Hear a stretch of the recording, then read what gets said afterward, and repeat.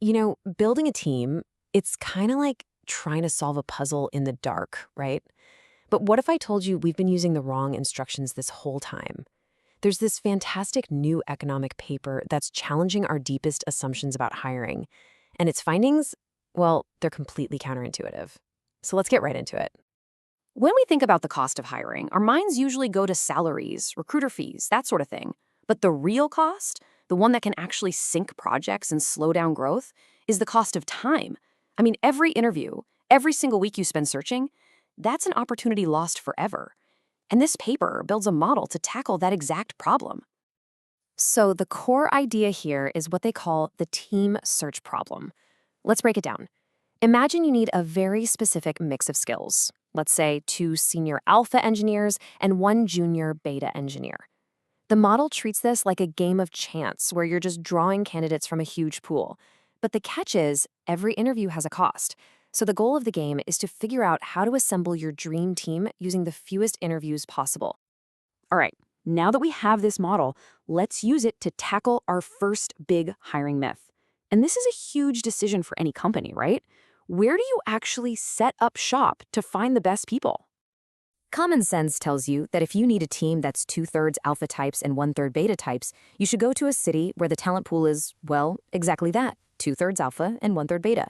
It just seems obvious. But the data tells a completely different and way more interesting story. Take a look at these numbers because this is fascinating. Our team needs 2 alpha engineers and 1 beta. That's a 2-to-1 ratio. Chicago's workforce is a perfect match, so you'd think that's the place to be. But look at the expected interviews, 4.35. The best location, the fastest place to hire, is actually Boston, where the workforce is only 60% alpha. It's literally faster to hire your team in a city that doesn't perfectly match its makeup. So what on earth is going on? Well, here's the crucial insight. Your biggest bottleneck, the thing that slows you down the most, isn't finding the people you need a lot of. It's finding that one specialist, the rare type. When the talent pool perfectly matches your team, you end up spending most of your time just hunting for that rare beta engineer. That's the real drag on the whole process. And this brings us to the first huge takeaway from the paper. You don't want a perfect match. What you actually want is to locate where your rare talent is overrepresented. So for our 2-to-1 team, Boston's 60-40 split is way better because it has proportionally more of those rare beta types available, making them easier to find and smashing that critical bottleneck. Okay, let's move on to our second puzzle. This time, the hiring pool is fixed. You can't change it. But now you have a new choice. You can replace some roles with automation. And this is a dilemma that, let's be honest, almost every modern company is facing right now. Now, the common assumption is that automation happens piece by piece. As robots get a little cheaper, you replace one role, then another down the line. But the model reveals something way more dramatic. The optimal strategy isn't gradual at all. It's what's called a bang-bang solution, which is basically an all-or-nothing decision. So instead of a smooth, slow transition, there's a really sharp tipping point.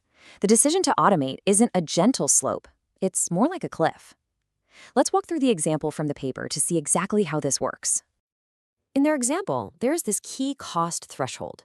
If a robot costs more than, say, 1.375 units, then automation is pretty expensive compared to hiring a person. And if that's the case, the decision is simple. Don't automate anything. It's cheaper to just go through the hiring process and fill every role with a human. Makes perfect sense. But now, watch what happens.